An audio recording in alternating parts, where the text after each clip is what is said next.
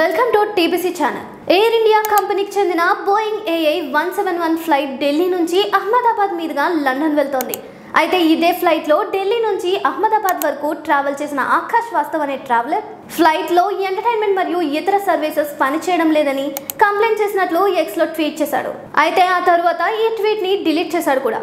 కానీ ఎన్డీటీవీకి ఇచ్చిన ఇంటర్వ్యూలో ఇదే విషయాన్ని ఆకాష్ వాస్తవ్ చెప్పారు. ఇప్పుడు ఈ విషయం సోషల్ మీడియాలో వైరల్ అవుతుంది. అంతేకాకుండా ఎయిర్ ఇండియా నడుపుతున్న 171 ఫ్లైట్ 2024 జూన్ మరియు డిసెంబర్ మంత్లో 2 సార్లు టెక్నికల్ ప్రాబ్లమ్స్ వచ్చినట్లు తెలుస్తోంది. అయితే ఈ టెక్నికల్ ప్రాబ్లమ్స్ ని అప్పుడే సాల్వ్ చేశామని ఎయిర్ ఇండియా ప్రకటించింది.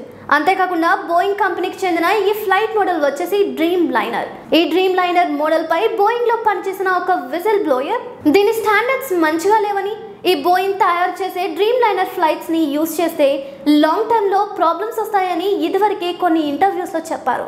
ఈ ఫ్లైట్ యాక్సిడెంట్ తర్వాత బోయింగ్ షేర్స్ కూడా 8% పడిపోయాయి. అయితే ఈ ఫ్లైట్ పడిపోయేటప్పుడు మెడికల్ కాలేజ్ కి సంబంధించిన హాస్టల్ పై కొంత భాగం పడిపోవడంతో హాస్టల్లో ఉన్న స్టూడెంట్స్ కూడా కొందరు చనిపోయి ఉంటారని తెలుస్తోంది.